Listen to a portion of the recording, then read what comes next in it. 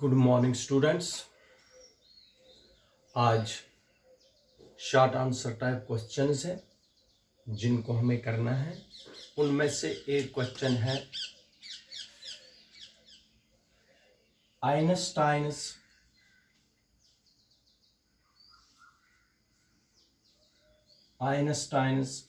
Mass energy equivalence. Einstein's mass energy equivalence.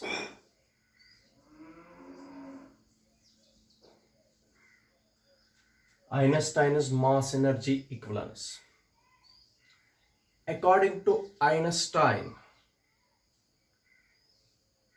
energy and mass.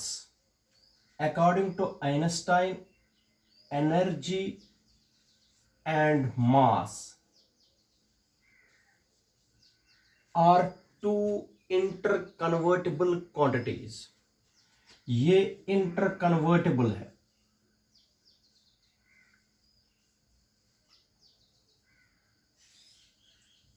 ये according to Einstein, energy and mass are two interconvertible quantities. That is, energy of a body can be converted into mass and mass of a body can be converted into energy. याद रखना बेटा, ये आपको and the Einstein gave the relation between energy and mass which is equal to E is equal to mc square. This is very famous relation. E is energy, m is mass, c is velocity of light.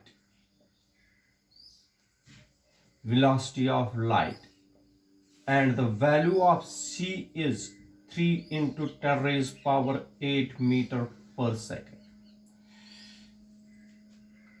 देख लीजिए, Einstein's mass energy equivalence इसी को बोलते हैं energy और मास के बीच में जो रिलेशन है। According to Einstein energy and mass are two interconvertible quantities. That is, energy of a body can be converted into mass or mass of a body can be converted into energy by the relation E is equal to mc square. That is, this relation is called Einstein's mass energy equivalence, where E is energy, m is mass and c is velocity of light in vacuum. c is equal to 3 into 10 raised power 8 metre पर second. इसको बेटा बोलते हैं Einstein's mass energy equivalence.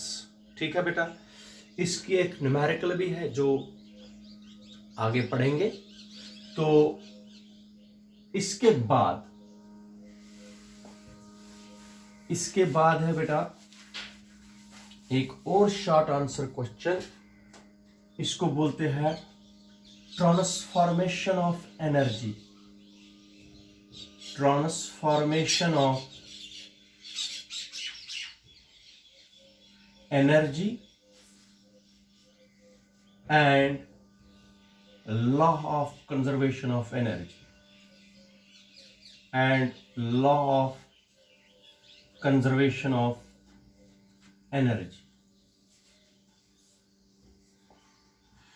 बेटा ये topic देख लीजिए, transformation of energy. Transformation of energy और law of conservation of energy with the help of examples में समझाऊंगा। सबसे पहले ट्रांसफॉर्मेशन ऑफ एनर्जी होता क्या है? द प्रोसेस ऑफ चेंजिंग और converting one form of energy into another form is called transformation of energy. What is transformation of energy? एक form of energy को कन्वर्ट करना दूसरे फॉर्म में, उसको बोलते हैं शाबाश transformation of energy. For example मैं आप लोगों को बताता हूं ट्रांसफॉर्मेशन ऑफ एनर्जी का। अगर एग्जाम्पल्स हम लेंगे ट्रांसफॉर्मेशन ऑफ एनर्जी का, अगर एक इलेक्ट्रिक बल्ब है हमारे घर में, जब इलेक्ट्रिसिटी उसमें चलती है, हो गई इलेक्ट्रिक एनर्जी हमने यूज की, इलेक्ट्रिक एनर्जी कन्वर्ट हो जाएगी एक बल्ब में, इलेक्ट्रिक एनर्जी कन्वर्ट हो जाएगी दो चीजों में, एक तो बल्ब लाइट देता है और साथ में गर्म भी हो जाता है। इसका मतलब electric energy is converted into, शाबाश, heat energy plus light energy. ठीक है बेटा। तो अगर हम फैन की बात करेंगे, फैन में इलेक्ट्रिक एनर्जी कन्वर्ट होती है, शाबाश बेटा, हीट एनर्जी में और हमारे लिए काम करता है, तो हो गए मैकेनिकल एनर्जी। इसका मतलब हो गया one form of energy is converted into another form of energy. इसकी बहुत सारी एग्जांपल्स है। आपको समझना है कि जब एक फॉर्म ऑफ एनर्जी कन्वर्ट होती है दूसरे फॉर्म में, उसको बोलते हैं transformation of energy. The process of converting और changing one form of energy into another form is called transformation of energy.